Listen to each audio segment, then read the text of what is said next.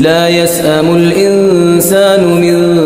دعاء الخير وإن مسه الشر فيئوس قنوط ولئن أذقناه رحمة منا من بعد ضراء مسته ليقولن هذا لي وما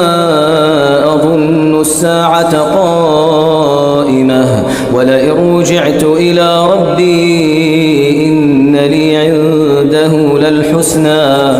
فلننبئن الذين كفروا بما عملوا ولنذيقنهم من عذاب غليظ وإذا